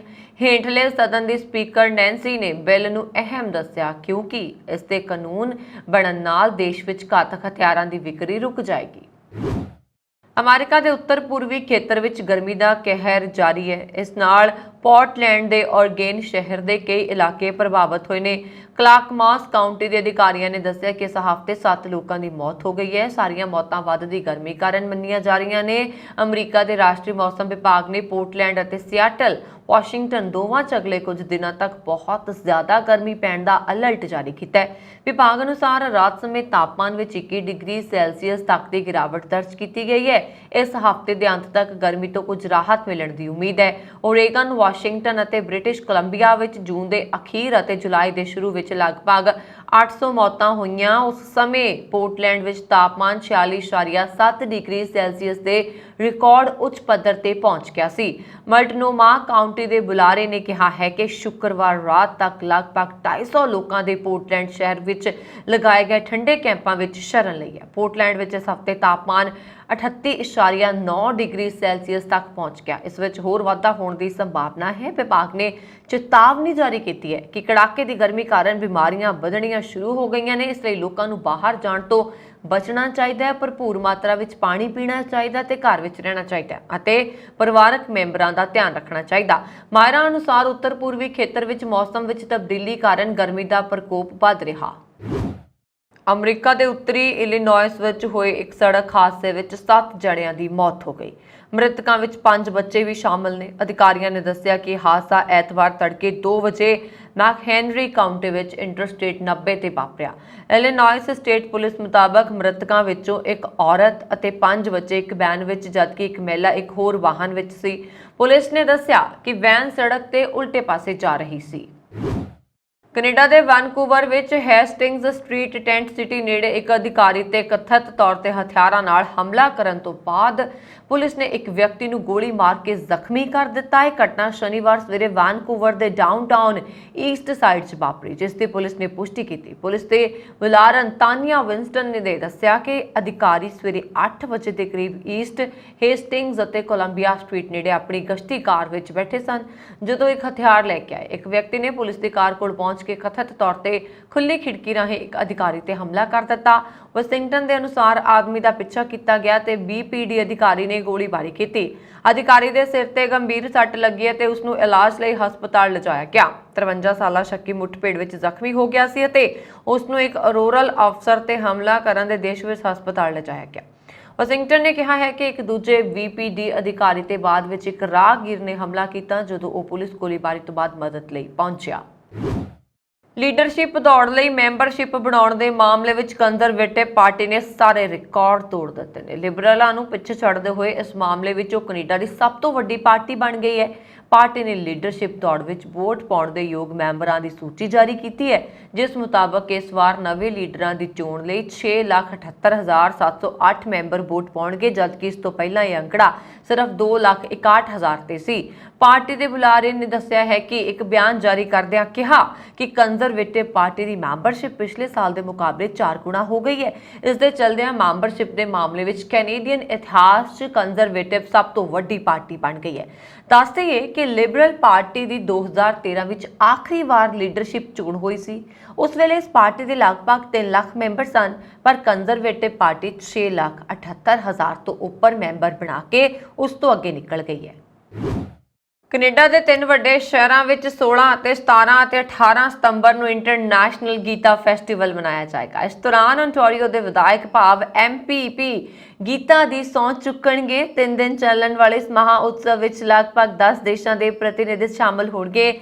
ਤਿੰਨੇ ਦਿਨ ਅਲੱਗ-ਅਲੱਗ ਸ਼ਹਿਰਾਂ ਵਿੱਚ ਸੈਮੀਨਾਰ ਅਤੇ ਐਗਜ਼ੀਬਿਸ਼ਨਸ ਕੀਤੀਆਂ ਜਾਣਗੀਆਂ। ਗੀਤਾ ਮਨੀਸ਼ੀ ਗਿਆਨ ਨੰਦ ਮਹਾਰਾਜ ਤੇ ਕੁਰੂਕਸ਼ੇਤਰ ਵਿਕਾਸ ਬੋਰਡ ਦੇ ਸਕੱਤਰ ਮਦਨ ਮੋਹਨ ਛਾਬੜਾ ਨੇ ਕੈਨੇਡਾ ਵਿੱਚ ਭਾਰਤੀ ਮੂਲ ਦੇ ਲੋਕਾਂ ਨਾਲ ਇਸ ਸੰਬੰਧੀ ਸ਼ਨੀਵਾਰ ਨੂੰ ਆਨਲਾਈਨ ਬੈਠਕ ਕੀਤੀ। ਇਸ ਤੋਂ ਪਹਿਲਾਂ ਮਦਨ ਮੋਹਨ ਛਾਬੜਾ, CEO ਚੰਦਰਕਾਂਤ ਕਟਾਰੀਆ ਤੇ ਮੈਂਬਰ ਉਪੇਂਦਰ ਸਿੰਘਲ ਨੇ ਬੀਤੇ ਦਿਨ ਕੈਨੇਡਾ ਦੇ 3 ਸ਼ਹਿਰਾਂ ਵਿੱਚ ਫੈਸਟੀਵਲ ਦੇ ਆਯੋਜਨ ਸਥਾਨਾਂ ਦਾ ਮੌਕਾ ਦੇਖ ਕੇ ਸਥਾਨਕ ਲੋਕਾਂ ਨਾਲ ਬੈਠਕ ਕੀਤੀ। 16 ਸਤੰਬਰ ਨੂੰ ਕੈਨੇਡਾ ਦੀ ਰਾਜਧਾਨੀ ਓਟਾਵਾ ਵਿੱਚ 3 ਦਿਨ ਚੱਲਣ ਵਾਲੇ ਫੈਸਟੀਵਲ ਦਾ ਆਗਾਜ਼ ਹੋਏਗਾ। ਇੱਥੇ ਸੰਸਦ ਵਿੱਚ ਗੀਤਾ ਤੇ ਸੈਮੀਨਾਰ ਕੀਤਾ ਜਾਏਗਾ। 17 ਸਤੰਬਰ ਨੂੰ ontario ਦੇ ਮਿਸੀਸਾਗਾ ਸ਼ਹਿਰ ਵਿੱਚ ਸੈਮੀਨਾਰ ਅਤੇ ਸੱਭਿਆਚਾਰਕ ਪ੍ਰੋਗਰਾਮ ਕੀਤੇ ਜਾਣਗੇ। ਯੂਕਰੇਨ ਤੋਂ ਅਨਾਜ ਬਰਾਮਦ ਦੀਆਂ ਤਿਆਰੀਆਂ ਵਿਚਾਲੇ ਰੂਸ ਨੇ ਦੱਖਣੀ ਸ਼ਹਿਰ ਮਾਈਕੋਲਾਈਵ ਤੇ ਪੂਰੀ ਰਾਤ ਅਤੇ ਐਤਵਾਰ ਦੀ ਸਵੇਰ ਭਾਰੀ ਬੰਬਾਰੀ ਕੀਤੀ। ਮਾਈਕੋਲਾਈਵ ਦੇ ਗਵਰਨਰ ਵਿਟਾਲੀ ਕਿਮ ਨੇ ਦੱਸਿਆ ਕਿ ਘਰ ਤੇ ਬੰਬ ਡਿੱਗਣ ਦੇ ਕਾਰਨ ਦੇਸ਼ ਦੇ ਸਭ ਤੋਂ ਵੱਡੇ ਅਨਾਜ ਉਤਪਾਦਕਾਂ ਤੇ ਬਰਾਮਦਕਾਰਾਂ ਵਿੱਚ ਸ਼ਾਮਲ ਓਲੈਕਸੀ ਤੇ ਉਹਨਾਂ ਦੀ ਪਤਨੀ ਦੀ ਮੌਤ ਹੋ ਗਈ ਹੈ। ਇਸ ਵਿਚਾਲੇ ਤੁਰਕੀ ਦੇ ਰਾਸ਼ਟਰਪਤੀ ਰੇਸੇਪ ਤਾਇਪ ਦੇ ਇੱਕ ਬੁਲਾਰੇ ਨੇ ਦਾਅਵਾ ਕੀਤਾ ਹੈ ਕਿ ਯੂਕਰੇਨੀ ਕੰਢੇ ਤੋਂ ਅਨਾਜ ਦੀ ਖੇਪ ਲੈ ਕੇ ਪਹਿਲਾ ਜਹਾਜ਼ ਸੋਮਵਾਰ ਨੂੰ ਰਵਾਨਾ ਹੋ ਸਕਦਾ ਹੈ। ਓਲੈਸਕੀ ਦੀ ਕੰਪਨੀ ਦਾ ਹੈੱਡਕੁਆਰਟਰ ਮਾਈਕੋਲਾਈਵ ਵਿੱਚ ਹੈ। ਕੰਪਨੀ ਕਣਕ, ਜੌਂ ਤੇ ਮੱਕੀ ਦੇ ਉਤਪਾਦਨ ਤੇ ਬਰਾਮਦ ਵਿੱਚ ਅੱਗੇ ਹੈ। ਇਸ ਕੋਲ ਆਪਣੇ ਜਹਾਜ਼ ਤੇ ਸ਼ਿਪਯਾਰਡ ਨੇ। ਰਾਸ਼ਟਰਪਤੀ ਵਲਾਦੀਮੀਰ ਜ਼ੈਲੈਂਸਕੀ ਨੇ ਓਲੈਂਸਕੀ ਦੀ ਮੌਤ ਨੂੰ ਦੇਸ਼ ਲਈ ਵੱਡਾ ਨੁਕਸਾਨ ਦੱਸਿਆ। ਯੂਕਰੇਨ ਦੇ ਰਾਸ਼ਟਰਪਤੀ ਜ਼ੈਲੈਂਸਕੀ ਨੇ ਪੂਰਬੀ ਡੋਨੇਤਸਕ ਵਿੱਚ ਆਪਣੇ ਬਾਕੀ ਨਾਗਰਿਕਾਂ ਨੂੰ ਤੁਰੰਤ ਭੱਜਣ ਲਈ ਕਿਹਾ। ਹਾਲਾਂਕਿ ਇਲਾਕਾ ਅਜੇ ਵੀ ਯੂਕਰੇਨ ਦੇ ਕੰਟਰੋਲ 'ਚ ਹੈ। ਰਾਸ਼ਟਰਪਤੀ ਜ਼ੈਲੈਂਸਕੀ ਦਾ ਅਜਿਹਾ ਕਹਿਣ ਦਾ ਸਭ ਤੋਂ ਵੱਡਾ ਕਾਰਨ ਇੱਥੇ ਰੂਸੀ ਫੌਜਾਂ ਵੱਲੋਂ ਕੀਤੇ ਜਾ ਰਹੇ ਜ਼ਬਰਦਸਤ ਹਮਲੇ ਨੇ। ਇਸ ਇਲਾਕੇ 'ਚ ਰੂਸੀ ਅਤੇ ਯੂਕਰੇਨੀ ਫੌਜਾਂ ਵਿਚਾਲੇ ਭਿਆਨਕ ਲੜਾਈ ਹੋਈ ਹੈ। ਜਿੱਥੇ ਰੂਸੀ ਫੌਜ ਇੱਥੇ ਪੂਰਾ ਕੰਟਰੋਲ ਹਾਸਲ ਕਰਨ ਦੀ ਕੋਸ਼ਿਸ਼ ਕਰ ਰਹੀ ਹੈ, ਉੱਥੇ ਹੀ ਯੂਕਰੇਨ ਦੀ ਫੌਜ ਉਹਨਾਂ ਨੂੰ ਵਾਪਸ ਪਹੁੰਚਾਉਣ ਦੀ ਪੂਰੀ ਕੋਸ਼ਿਸ਼ ਵਿੱਚ ਹੈ। ਰਾਸ਼ਟਰਪਤੀ ਜ਼ੈਲੈਂਸਕੀ ਨੇ ਸ਼ਨੀਵਾਰ ਰਾਤ ਨੂੰ ਇੱਕ ਰਾਸ਼ਟਰ ਨੂੰ ਸੰਬੋਧਨ ਕਰਦੇ ਹੋਏ ਕਿਹਾ ਕਿ ਪੂਰਬੀ ਡੋਨੇਤਸਕ ਵਿੱਚ ਹਜ਼ਾਰਾਂ ਲੋਕ ਅਤੇ ਬੱਚੇ ਨੇ। ਉਹਨਾਂ ਵਿੱਚ ਕਈਆਂ ਨੇ ਜਾਣ ਤੋਂ ਇਨਕਾਰ ਕਰ ਦਿੱਤਾ, ਪਰ ਲੋੜ ਹੈ ਕਿ ਉਹ ਉੱਥੋਂ ਨਿਕਲ ਜਾਣ। ਉਹਨਾਂ ਨੂੰ ਜਲਦੀ ਤੋਂ ਜਲਦੀ ਉੱਥੋਂ ਨਿਕਲਣਾ ਵੀ ਚਾਹੀਦਾ ਹੈ। ਉਹਨਾਂ ਨੇ ਖਦਸ਼ਾ ਵੀ ਜ਼ਾਹਿਰ ਕੀਤਾ ਹੈ ਕਿ ਜੇਕਰ ਉਹ ਨਾ ਛੱਡੇ ਤਾਂ ਰੂਸੀ ਫੌਜ ਦੇ ਜਵਾਨ ਉਹਨਾਂ ਨੂੰ ਮਾਰ ਦੇਣਗੇ। ਸਰਕਾਰ ਨੇ ਪਹਿਲਾਂ ਪੂਰਬੀ ਡੋਨੇਤਸਕ ਤੋਂ ਹਰ ਕਿਸੇ ਨੂੰ ਲਾਜ਼ਮੀ ਨਿਕਾਸੀ ਦਾ ਹੁਕਮ ਦਿੱਤਾ ਸੀ। ਜ਼ੈਲੈਂਸਕੀ ਨੇ ਕਿਹਾ ਕਿ ਬਾਹਰ ਆਉਣ ਵਾਲਿਆਂ ਨੂੰ ਪੂਰੀ ਸੁਰੱਖਿਆ ਨਾਲ ਬਾਹਰ ਕੱਢਿਆ ਜਾਏਗਾ। ਇਸ ਤੋਂ ਇਲਾਵਾ ਉਹਨਾਂ ਦੀ ਆਰਥਿਕ ਮਦਦ ਕੀਤੀ ਜਾਏਗੀ। ਆਪਣੀ ਭਾਵੁਕ ਅਪੀਲ ਵਿੱਚ ਜ਼ੈਲੈਂਸਕੀ ਨੇ ਕਿਹਾ ਕਿ ਉਹ ਸਿਰਫ ਸੁਰੱਖਿਅਤ ਰਹਿਣਾ ਚਾਹੁੰਦੇ ਸੀ। ਬ੍ਰਿਟੇਨ ਦੇ ਰਾਸ਼ਟਰਪਤੀ ਨੇ ਕਿਹਾ ਕਿ ਰੂਸ ਵਰਗੇ ਨਹੀਂ, ਇਸ ਲਈ ਉਹਨਾਂ ਨੂੰ ਹਰ ਮਨੁੱਖ ਦੀ ਜਾਨ ਦੀ ਕੀਮਤ ਦਾ ਪਤਾ ਹੈ। ਇਸ ਲਈ ਉਹ ਜਲਦੀ ਤੋਂ ਜਲਦੀ ਸਾਰਿਆਂ ਨੂੰ ਸੁਰੱਖਿਅਤ ਬਾਹਰ ਕੱਢਣਾ ਚਾਹੁੰਦੇ ਨੇ। ਉੱਥੇ ਰੂਸੀ ਫੌਜ ਦਾ ਖਤਰਾ ਲਗਾਤਾਰ ਵੱਧਦਾ ਜਾ ਰਿਹਾ। ਜ਼ੈਲੈਂਸਕੀ ਨੇ ਕਿਹਾ ਕਿ ਮੌਜੂਦਾ ਸਮੇਂ ਵਿੱਚ ਰੂਸ ਲਈ ਜੰਗ ਦਾ ਖਤਰਾ ਸਭ ਤੋਂ ਵੱਡਾ ਹਥਿਆਰ ਬਣ ਗਿਆ ਹੈ। ਇਸ ਲਈ ਇਹ ਜ਼ਰੂਰੀ ਹੋ ਗਿਆ ਹੈ ਕਿ ਯੂਕਰੇਨੀਆਂ ਦੇ ਪ੍ਰੇਮੀਆਂ ਨੂੰ ਜਿੰਦਾ ਅਤੇ ਸੁਰੱਖਿਅਤ ਰੱਖਿਆ ਜਾਏ। ਪਾਕਿਸਤਾਨ 'ਚ ਮੀਂਹ ਅਤੇ ਹੜ੍ਹ ਨਾਲ ਮਰਨ ਵਾਲਿਆਂ ਦੀ ਗਿਣਤੀ ਐਤਵਾਰ ਨੂੰ 320 ਹੋ ਗਈ। ਇਸ ਦਰਮਿਆਨ ਪਾਕਿਸਤਾਨ ਦੇ ਪ੍ਰਧਾਨ ਮੰਤਰੀ ਸ਼ਹਬਾਜ਼ ਸ਼ਰੀਫ ਨੇ ਹੜ੍ਹ ਨਾਲ ਸਭ ਤੋਂ ਜ਼ਿਆਦਾ ਪ੍ਰਭਾਵਿਤ ਬਲੋਚਿਸਤਾਨ ਸੂਬੇ ਦਾ ਦੌਰਾ ਕੀਤਾ ਤੇ ਲੋਕਾਂ ਨੂੰ ਬਚਾਅ ਤੇ ਮੁੜ ਵਸੇਵੇ ਲਈ ਹਰ ਸੰਭਵ ਮਦਦ ਦੇਣ ਦਾ ਭਰੋਸਾ ਦਿੱਤਾ। ਬਲੋਚਿਸਤਾਨ ਵਿੱਚ ਭਾਰੀ ਮੀਂਹ ਅਤੇ ਉਸ ਤੇ ਚੱਲਦੇ ਆਏ ਹੜ੍ਹ ਨਾਲ ਹੁਣ ਤੱਕ 127 ਲੋਕਾਂ ਦੀ ਮੌਤ ਹੋ ਚੁੱਕੀ ਹੈ। ਸ਼ਨੀਵਾਰ ਨੂੰ ਕਵੇਟਾ ਦਾ ਦੌਰਾ ਕਰਨ ਤੋਂ ਬਾਅਦ ਪੱਤਰਕਾਰਾਂ ਨਾਲ ਮੁਖਾਤਬ ਸ਼ਰੀਫ ਨੇ ਦੇਸ਼ 'ਚ ਪਿਛਲੇ 5 ਹਫ਼ਤਿਆਂ ਤੋਂ ਜਾਰੀ ਮੀਂਹ ਅਤੇ ਹੜ੍ਹ 'ਚ ਜਾਨ ਗਵਾਉਣ ਵਾਲਿਆਂ ਤੇ ਬੇਘਰ ਹੋਏ ਲੋਕਾਂ ਲਈ ਮੁਆਵਜ਼ੇ ਦੇ ਪੈਕੇਜ ਦਾ ਐਲਾਨ ਕੀਤਾ ਸੀ। ਮੱਧ ਜੂਨ ਤੋਂ ਪੈ ਰਹੇ ਮੀਂਹ ਕਾਰਨ ਪਾਕਿਸਤਾਨ ਵਿੱਚ ਨਦੀਆਂ ਦਾ ਪਾਣੀ ਪੱਧਰ ਵੱਧ ਗਿਆ ਹੈ, ਪਰ ਪੁਲਾਂ ਅਤੇ ਰਾਜਮਾਰਗ ਨੂੰ ਭਾਰੀ ਨੁਕਸਾਨ ਪਹੁੰਚਣ ਕਾਰਨ ਆਵਾਜਾਈ ਵੀ ਪ੍ਰਭਾਵਿਤ ਹੋਈ ਹੈ। ਉੱਥੇ ਰੇਲ ਪਟੜੀਆਂ ਦੇ ਡੁੱਬਣ ਕਾਰਨ ਪਾਕਿਸਤਾਨ ਅਤੇ ਈਰਾਨ ਦਰਮਿਆਨ ਟ੍ਰੇਨ ਸੇਵਾ ਦੇ ਪ੍ਰਭਾਵਿਤ ਹੋਣ ਦੀ ਸੂਚਨਾ। ਸ਼ਰੀਫ ਨੇ ਕਿਹਾ ਕਿ ਬਲੋਚਿਸਤਾਨ 'ਚ ਲਗਭਗ 13,000 ਘਰ ਜਾਂ ਤਾਂ ਅਸ਼ੰਕ ਜਾਂ ਪੂਰੀ ਤਰ੍ਹਾਂ ਨਾਲ ਨੁਕਸਾਨੇ ਗਏ ਨੇ। ਉੱਥੇ ਸਿੰਧ ਸੂਬੇ ਦਾ ਸਭ ਤੋਂ ਵੱਡਾ ਸ਼ਹਿਰ ਕਰਾਚੀ ਵੀ ਮੀਂਹ ਅਤੇ ਹੜ੍ਹ ਕਾਰਨ ਬੁਰੀ ਤਰ੍ਹਾਂ ਪ੍ਰਭਾਵਿਤ ਹੋਇਆ ਅਤੇ ਉੱਥੇ ਹੁਣ ਤੱਕ ਘੱਟੋ-ਘੱਟ 70 ਲੋਕਾਂ ਦੀ ਮੌਤ ਹੋ ਚੁੱਕੀ ਹੈ। ਰਾਸ਼ਟਰੀ ਅਤੇ ਸੂਬਾਈ ਆਫਤ ਪ੍ਰਬੰਧਨ ਅਥਾਰਟੀ ਮੁਤਾਬਕ ਖੈਬਰ ਪਖਤੂਨਖਵਾ ਸੂਬੇ 'ਚ ਵੀ ਲਗਭਗ 60 ਅਤੇ ਪੰਜਾਬ ਸੂਬੇ 'ਚ ਵੀ ਘੱਟੋ-ਘੱਟ 50 ਲੋਕਾਂ ਦੀ ਮੌਤ ਹੋ ਗਈ ਹੈ। ਸ਼ਰੀਫ ਨੇ ਮੀਂਹ ਅਤੇ ਹੜ੍ਹ ਨਾਲ ਸਭ ਤੋਂ ਜ਼ਿਆਦਾ ਪ੍ਰਭਾਵਿਤ ਖੇਤਰਾਂ ਦੀ ਯਾਤਰਾ ਕੀਤੀ ਅਤੇ ਪੀੜਤਾਂ ਨੂੰ ਸੰਘੀ ਅਤੇ ਸੂਬਾਈ ਸਰਕਾਰਾਂ ਤੋਂ ਹਰ ਸੰਭਵ ਮਦਦ ਵਾਅਦਾ ਕੀਤਾ, ਜਿਸ ਵਿੱਚ ਹਰੇਕ ਮ੍ਰਿਤਕ ਦੇ ਰਿਸ਼ਤੇਦਾਰ ਲਈ 10 ਲੱਖ ਰੁਪਏ ਦਾ ਮੁਆਵਜ਼ਾ ਵੀ ਸ਼ਾਮਲ ਹੈ। ओसामा बिन लादेन के परिवार तो 1 मिलियन पौंड स्वीकार करके प्रिंस चार्लस बीती रात एक ताज़ा विवाद में फस गए ने। जानकारी मुताबक उन्होंने अमेरिका के 9/11 हमले के पिछे अतवादी मास्टरमाइंड के भरावां तो नकदी ले ली ते नकदी उसकी चैरिटी में जमा कर दी गई। उन्होंने 30 अक्तूबर 2013 ਨੂੰ क्लैरेंस हाउस ਵਿੱਚ बंकर नाल एक निजी मीटिंग तो बाद सौदा ਕੀਤਾ ਸੀ। ਲਾਦੇਨ ਦੇ ਪਰਿਵਾਰ ਨਾਲ ਜੁੜੇ ਹੋਣ ਦੇ ਡਰ ਕਾਰਨ ਸਲਾਹਕਾਰਾਂ ਦੁਆਰਾ ਉਹਨਾਂ ਨੂੰ ਨਕਦੀ ਵਾਪਸ ਕਰਨ ਦੀ ਅਪੀਲ ਕਰਨ ਦੇ ਬਾਵਜੂਦ ਪ੍ਰਿੰਸ ਆਫ ਵੇਲਜ਼ ਨੇ ਦਾਨ ਦੀ ਬੈਂਕਿੰਗ ਕੀਤੀ। ਕਿਹਾ ਜਾਂਦਾ ਹੈ ਕਿ ਉਹਨਾਂ ਨੇ ਪ੍ਰਿੰਸ ਨੂੰ ਚੇਤਾਵਨੀ ਦਿੱਤੀ ਸੀ ਕਿ ਜੇਕਰ ਉਸ ਦਾ ਨਾਮ ਬਿਨ ਲਾਦੇਨ ਵਾਂਗ ਹੀ ਸੁਰਖੀਆਂ ਵਿੱਚ ਆਇਆ ਤਾਂ ਉਸ ਦਾ ਅਕਸ ਖਰਾਬ ਹੋ ਜਾਏਗਾ। 11 ਸਤੰਬਰ 2001 ਨੂੰ ਨਿਊਯਾਰਕ ਵਰਲਡ ਟ੍ਰੇਡ ਸੈਂਟਰ ਅਤੇ ਅਮਰੀਕਾ ਦੇ ਹੋਰ ਟਿਕਾਣਿਆਂ ਤੇ ਹੋਏ ਹਮਲਿਆਂ ਵਿੱਚ 67 ਬ੍ਰਿਟਿਸ਼ ਨਾਗਰਿਕਾਂ ਸਮੇਤ ਕੁੱਲ 2977 ਲੋਕ ਮਾਰੇ ਗਏ ਸੀ ਅਤੇ 6000 ਤੋਂ ਵੱਧ ਜ਼ਖਮੀ ਹੋਏ ਸਨ। ਇੱਕ ਘਰੇਲੂ ਸਟਾਫ ਮੈਂਬਰ ਨੇ ਕਥਿਤ ਤੌਰ ਤੇ ਚਾਰਲਸ ਨੂੰ ਕਿਹਾ ਕਿ ਇਹ ਕਿਸੇ ਲਈ ਚੰਗਾ ਨਹੀਂ ਹੋਏਗਾ ਜੇਕਰ ਮੀਡੀਆ ਵਿੱਚ ਇਹ ਖੁਲਾਸਾ ਹੁੰਦਾ ਹੈ ਕਿ ਉਸਨੇ ਬਿਨ ਲਾਦੇਨ ਦੇ ਪਰਿਵਾਰ ਤੋਂ ਨਕਦੀ ਲਈ। ਉਕਤ ਫੰਡ ਚੈਰਿਟੀ ਦੇ ਕੌਂਟਸ ਬੈਂਕ ਖਾਤੇ ਵਿੱਚ ਜਮ੍ਹਾਂ ਹੋਣ ਤੋਂ ਬਾਅਦ ਪ੍ਰਵਾਨਗੀ ਦਿੱਤੀ ਗਈ ਸੀ। ਉਹਨਾਂ ਨੂੰ ਕਥਿਤ ਤੌਰ ਤੇ ਬਾਅਦ ਵਿੱਚ ਚਰਚਾ ਤੱਕ ਰੋਕਿਆ ਗਿਆ ਸੀ, ਪਰ ਚਾਰਲਸ ਦੇ ਬੁਲਾਰੇ ਨੇ ਕਿਹਾ ਕਿ ਇਹ ਚੈਰਿਟੀ ਕਮਿਸ਼ਨ ਦੇ ਨਿਯਮਾਂ ਦੇ ਅਨੁਸਾਰ ਸੀ। ਬੰਗਲਾਦੇਸ਼ ਦੇ ਚਟਗਾਮ ਜ਼ਿਲ੍ਹੇ ਵਿੱਚ ਮਨੁੱਖ ਰਹਿਤ ਰੇਲਵੇ ਕ੍ਰਾਸਿੰਗ ਤੇ ਇੱਕ ਮਿੰਨੀ ਬੱਸ ਦੇ ਰੇਲ ਗੱਡੀ ਨਾਲ ਟਕਰਾ ਜਾਣ ਕਾਰਨ 7 ਵਿਦਿਆਰਥੀਆਂ ਸਮੇਤ 11 ਲੋਕਾਂ ਦੀ ਮੌਤ ਹੋ ਗਈ ਸੀ ਜਦੋਂ ਤੱਕ ਇਹ ਖਬਰ ਮਿਲੀ ਸੀ ਅਤੇ 5 ਜ਼ਖਮੀ ਹੋਏ ਸਨ। ਇਹ ਘਟਨਾ ਮਿਰਸ਼ਰਾਈ ਵਿੱਚ ਵਾਪਰੀ ਜਦੋਂ ਇੱਕ ਕੋਚਿੰਗ ਸੈਂਟਰ ਦੇ ਵਿਦਿਆਰਥੀਆਂ ਅਤੇ ਅਧਿਆਪਕਾਂ ਨੂੰ ਲੈ ਕੇ ਜਾ ਰਹੀ ਇੱਕ ਮਿੰਨੀ ਬੱਸ ਢਾਕਾ ਜਾ ਰਹੀ ਪ੍ਰੋਪਰਟੀ ਐਕਸਪ੍ਰੈਸ ਟ੍ਰੇਨ ਨਾਲ ਟਕਰਾ ਗਈ। ਮਰਨ ਵਾਲਿਆਂ ਵਿੱਚੋਂ 7 ਇੱਕ ਹੀ ਉਮਰ ਦੇ ਵਿਦਿਆਰਥੀ ਸਨ ਜਦਕਿ ਬਾਕੀ 4 ਅਧਿਆਪਕ ਸਨ। ਪ੍ਰੋਪਰਟੀ ਐਕਸਪ੍ਰੈਸ ਰੇਲ ਗੱਡੀ ਨਾਲ ਟਕਰਾਉਣ ਤੋਂ ਬਾਅਦ ਮਾਈਕਰੋ ਬੱਸ ਨੂੰ ਰੇਲਵੇ ਟਰੈਕ ਤੇ ਕਈ 100 ਮੀਟਰ ਘਸੀਟਿਆ। ਜ਼ਖਮੀਆਂ ਨੂੰ ਚਟਗਾਮ ਮੈਡੀਕਲ ਕਾਲਜ ਅਤੇ ਹਸਪਤਾਲ 'ਚ ਦਾਖਲ ਕਰਵਾਇਆ ਗਿਆ ਹੈ। ਪੰਜਾਬ ਦੀ ਧਰਤੀ ਤੋਂ ਹਰ ਸਾਲ ਹਜ਼ਾਰਾਂ ਨੌਜਵਾਨ ਵਿਦੇਸ਼ੀ ਧਰਤੀ ਤੇ ਸੁਨਹਿਰੇ ਭਵਿੱਖ ਦੀ ਆਸ ਲੈ ਕੇ ਜਾਂਦੇ ਨੇ। ਇਸ ਦੇ ਨਾਲ ਹੀ ਅਨੇਕਾਂ ਪੰਜਾਬੀ ਨੌਜਵਾਨ ਜ਼ਿੰਦਗੀ ਦੇ ਸੰਘਰਸ਼ ਨਾਲ ਜੂਝਦੇ ਹੋਏ ਮੌਤ ਦੇ ਮੂੰਹ ਵਿੱਚ ਜਾ ਪੈਂਦੇ ਨੇ। ਅਜਿਹਾ ਹੀ ਮਾਮਲਾ ਆਬੂ ਧਾਬੀ ਤੋਂ ਸਾਹਮਣੇ ਆਇਆ ਜਿੱਥੇ ਪੰਜਾਬੀ ਨੌਜਵਾਨ ਦੀ ਦਿਲ ਦਾ ਦੌਰਾ ਪੈਣ ਕਾਰਨ ਮੌਤ ਹੋ ਗਈ। ਮ੍ਰਿਤਕ ਦੀ ਪਹਿਚਾਣ ਸੰਦੀਪ ਕੁਮਾਰ ਸੰਨੀ ਪੁੱਤਰ ਹਰਮੇਸ਼ ਲਾਲ ਵਾਸੀ ਪੱਕਾ ਦਰਵਾਜ਼ਾ ਗੁਰਾਇਆ ਵਜੋਂ ਹੋਈ ਹੈ। ਮ੍ਰਿਤਕ ਨੌਜਵਾਨ ਚੰਗੇ ਭਵਿੱਖ ਲਈ ਆਬੂ ਧਾਬੀ ਵਿਖੇ ਗਿਆ ਹੋਇਆ ਸੀ। ਆਬੂ ਧਾਬੀ ਵਿਖੇ ਦਿਲ ਦਾ ਦੌਰਾ ਪੈਣ ਨਾਲ ਉਸ ਦੀ ਮੌਤ ਹੋ ਗਈ। ਨੌਜਵਾਨ ਦੀ ਮੌਤ ਦੀ ਦੁਖਦਾਈ ਖਬਰ ਨਾਲ ਸ਼ਹਿਰ ਵਿੱਚ ਸੋਗ ਦੀ ਲਹਿਰ ਫੈਲ ਗਈ ਹੈ। ਇੱਕ ਪਾਸੇ ਜਿੱਥੇ ਦੇਸ਼ ਦੇ ਖਿਡਾਰੀ ਭਾਰਤ ਦੇ ਖਿਡਾਰੀ ਰਾਸ਼ਟਰਮੰਡਲ ਖੇਡਾਂ 2022 ਵਿੱਚ ਵਧੀਆ ਪ੍ਰਦਰਸ਼ਨ ਕਰਕੇ ਤਗਮੇ ਜਿੱਤ ਕੇ ਦੇਸ਼ ਦਾ ਨਾਮ ਰੌਸ਼ਨ ਕਰ ਰਹੇ ਨੇ, ਉੱਥੇ ਹੀ ਪੰਜਾਬ ਦੇ ਪਹਿਲਵਾਨ ਜਸਪੂਰਨ ਸਿੰਘ ਨੇ ਇਟਲੀ ਵਿੱਚ ਚੱਲ ਰਹੀ ਕੁਸ਼ਤੀ ਚੈਂਪੀਅਨਸ਼ਿਪ ਵਿੱਚ ਕਾਂਸੇ ਦਾ ਤਗਮਾ ਜਿੱਤ ਕੇ ਸੂਬੇ ਦਾ ਨਾਮ ਰੌਸ਼ਨ ਕੀਤਾ, ਜਿਸ ਦੇ ਲਈ ਸੀਐਮ ਭਗਵੰਤ ਮਾਨ ਨੇ ਉਹਨਾਂ ਨੂੰ ਵਧਾਈ ਦਿੱਤੀ ਹੈ। ਦੱਸ ਦਈਏ ਕਿ ਸੀਐਮ ਮਾਨ ਨੇ ਜਸਪੂਰਨ ਨੂੰ ਵਧਾਈ ਦਿੰਦਿਆਂ ਇੱਕ ਟਵੀਟ ਕੀਤਾ ਹੈ। ਉਹਨਾਂ ਨੇ ਕਿਹਾ ਕਿ ਇਸ ਇਟਲੀ ਵਿੱਚ ਚੱਲ ਰਹੀ ਕੁਸ਼ਤੀ ਚੈਂਪੀਅਨਸ਼ਿਪ ਦੌਰਾਨ ਕਾਂਸੇ ਦਾ ਤਗਮਾ ਜਿੱਤਣ ਤੇ ਪੰਜਾਬ ਦੇ ਪਹਿਲਵਾਨ ਜਸਪੂਰਨ ਸਿੰਘ ਨੂੰ ਬਹੁਤ-ਬਹੁਤ ਮੁਬਾਰਕਾਂ। ਖੁਸ਼ੀ ਹੈ ਕਿ ਪੰਜਾਬ ਨੇ ਪਹਿਲਵਾਨੀ ਵਿੱਚ ਫਿਰ ਤੋਂ ਆਪਣਾ ਲੋਹਾ ਮਨਵਾਇਆ ਹੈ। ਸਾਡੀ ਵਿਰਾਸਤੀ ਖੇਡ ਪਹਿਲਵਾਨੀ ਵਿੱਚ ਪੰਜਾਬ ਸਮੇਤ ਭਾਰਤ ਦਾ ਨਾਮ ਰੌਸ਼ਨ ਕਰਨ ਤੇ ਮੁਬਾਰਕਬਾਦ। ਭਵਿੱਖ ਲਈ ਸ਼ੁਭਕਾਮਨਾਵਾਂ। ਫਤਿਹਗੜ੍ਹ ਸਾਹਿਬ ਦੇ ਟਕਸਾਲੀ ਅਕਾਲੀ ਵਰਕਰਾਂ ਨੇ ਸ਼੍ਰੋਮਣੀ ਅਕਾਲੀ ਦਲ ਦੇ ਪ੍ਰਧਾਨ ਸੁਖਬੀਰ ਸਿੰਘ ਬਾਦਲ ਨੂੰ ਪਾਰਟੀ ਪ੍ਰਧਾਨ ਬਣਾਏ ਰੱਖਣ ਦੇ ਫੈਸਲੇ ਖਿਲਾਫ ਰੈਲੀ ਕੀਤੀ। ਪੁਰਾਣੇ ਅਕਾਲੀ ਆਗੂਆਂ ਨੇ ਐਤਵਾਰ ਨੂੰ ਗੁਰਦੁਆਰਾ ਸ੍ਰੀ ਫਤਿਹਗੜ੍ਹ ਸਾਹਿਬ ਵਿਖੇ ਮੀਟਿੰਗ ਕਰਕੇ ਸੁਖਬੀਰ ਬਾਦਲ ਦੇ ਅਸਤੀਫੇ ਦੀ ਮੰਗ ਕੀਤੀ।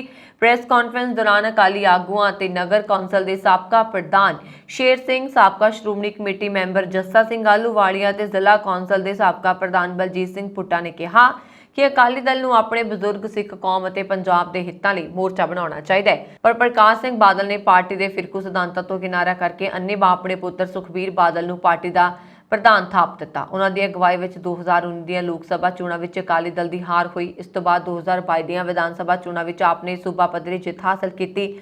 ਇਕਬਾਲ ਸਿੰਘ ਝੁੰਦਾ ਦੀ ਅਗਵਾਈ ਹੇਠ ਹਾਰ ਦਾ ਜਾਇਜ਼ਾ ਲੈਣ ਲਈ ਪੰਜਾਬ ਵਿੱਚ ਇੱਕ ਕਮੇਟੀ ਬਣਾਈ ਗਈ ਹੈ, ਜਿਸ ਨੇ ਸੂਬੇ ਵਿੱਚ ਜਾ ਕੇ ਅਕਾਲੀ ਵਰਕਰਾਂ ਦੇ ਸੁਝਾਅ ਲਏ। ਵਰਕਰਾਂ ਨੇ ਪਾਰਟੀ ਵਿੱਚ ਪਰਿਵਾਰਵਾਦ ਦਾ ਪੂਰਾ ਦਬਦਬਾ, ਪਾਰਦਰਸ਼ਤਾ ਦੀ ਉਮੀਦਵਾਰਾਂ ਦੀ ਚੋਣ ਨਾ ਹੋਣ ਦਾ ਇਲਜ਼ਾਮ ਲਗਾਇਆ। ਅਕਾਲੀ ਆਗੂਆਂ ਨੇ ਕਿਹਾ ਕਿ ਅਕਾਲੀ ਦਲ ਨੂੰ ਮੁੜ ਸੁਰਜੀਤ ਕਰਨ ਲਈ ਸਾਫ਼ ਸੁਥਰੇ ਅਕਸ ਵਾਲੇ ਇਮਾਨਦਾਰ ਅਕਾਲੀ ਆਗੂ ਨੂੰ ਸੂਬਾ ਪੱਧਰੀ ਵਰਕਿੰਗ ਕਮੇਟੀ ਚੁਣ ਕੇ ਲੋਕਤਾਂਤਰਿਕ ਪ੍ਰਕਿਰਿਆ ਰਾਹੀਂ ਪਾਰਟੀ ਦੀ ਬਾਗਡੋਰ ਸੌਂਪੀ ਜਾਵੇ।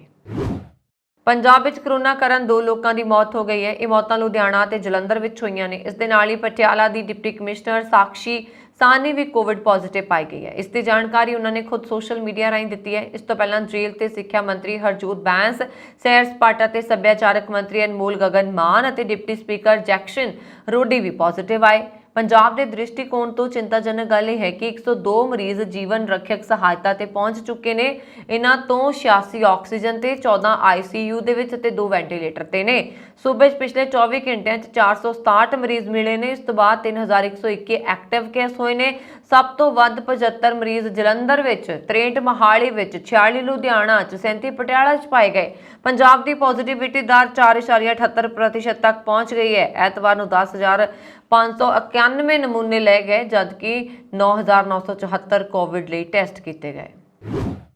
ਰਾਸ਼ਟਰਮੰਡਲ ਖੇਡਾਂ ਭਾਰਤੀ ਪੁਰਸ਼ ਹਾਕੀ ਟੀਮ ਨੇ ਘਾਨਾ ਵਿਰੁੱਧ ਖੇਡੇ ਗਏ ਲੀਗ ਪੱਧਰ ਦੇ ਮੈਚ ਵਿੱਚ 11-0 ਨਾਲ ਜਿੱਤ ਕਰਕੇ ਆਪਣੀ ਮੁਹਿੰਮ ਦੀ ਜਿੱਤ ਸ਼ੁਰੂਆਤ ਕੀਤੀ। ਭਾਰਤੀ ਟੀਮ ਦੀ ਖਾਸ ਗੱਲ ਇਹ ਰਹੀ ਕਿ ਉਹਨਾਂ ਨੇ ਘਾਨਾ ਦੇ ਖਿਡਾਰੀਆਂ ਨੂੰ ਗੋਲ ਕਰਨ ਦਾ ਇੱਕ ਵੀ ਮੌਕਾ ਨਹੀਂ ਦਿੱਤਾ ਤੇ ਚਾਰੋਂ ਭਾਗਾਂ ਵਿੱਚ ਦਬਦਬਾ ਬਣਾਏ ਰੱਖਿਆ। ਭਾਰਤ ਇਸ ਜਿੱਤ ਦੇ ਨਾਲ ਹੀ ਪੂਲ B ਦੇ ਦੂਜੇ ਸਥਾਨ ਤੇ ਆ ਗਿਆ। ਉਹਨਾਂ ਦੇ 3 ਪੁਆਇੰਟ ਹੋ ਗਏ, ਜਦਕਿ 6 ਪੁਆਇੰਟ ਨਾਲ ਇੰਗਲੈਂਡ ਪਹਿਲੇ ਨੰਬਰ ਤੇ ਬਣਿਆ ਹੋਇਆ ਹੈ। ਇੰਗਲੈਂਡ ਨੇ ਆਪਣੇ ਦੋਵੇਂ ਮੈਚ ਜਿੱਤ ਲਏ ਨੇ। ਭਾਰਤੀ ਟੀਮ ਨੇ ਪਹਿਲੇ ਪੀਰੀਅਡ ਵਿੱਚ 3-0 ਦੀ बढ़त ਬਣਾ ਲਈ ਸੀ। ਇਸ ਨੂੰ ਹੁਣ ਹਾਫ ਟਾਈਮ ਤੱਕ 5-0 ਤੱਕ ਲਿਜਾਇਆ ਗਿਆ। ਤੀਸਰੇ ਪੀਰੀਅਡ ਵਿੱਚ ਭਾਰਤ 9-0 ਤੇ ਫਾਈਨਲ ਪੀਰੀਅਡ ਤੱਕ 11-0 ਤੇ ਰਿਹਾ। ਭਾਰਤ ਲਈ ਅਭਿਸ਼ੇਕ ਨੇ 1, ਹਰਮਨਪ੍ਰੀਤ ਨੇ 3, ਸ਼ਮਸ਼ੇਰ, ਆਕਾਸ਼ਦੀਪ, ਜੁਗਰਾਜ, ਨੀਤੀਕਾਂਤ, ਵਰੁਣ ਅਤੇ ਮਨਦੀਪ ਨੇ 1-1 ਗੋਲ ਕੀਤੇ। ਇਸ ਸਨ ਹੁਣ ਤੱਕ ਦੀਆਂ ਖਬਰਾਂ। ਮੈਨੂੰ ਬਰਿੰਨ ਕੌਰ ਮਾਨ ਨੂੰ ਦਿਵਾ ਗਿਆ। ਹੋਰ ਖਬਰਾਂ ਦੇ ਲਈ ਸਾਡਾ YouTube ਚੈਨਲ ਪੰਜਾਬ ਮੇਲ USA TV ਜ਼ਰੂਰ ਸਬਸਕ੍ਰਾਈਬ ਕਰੋ। ਸਤਿ ਸ੍ਰੀ ਅਕਾਲ।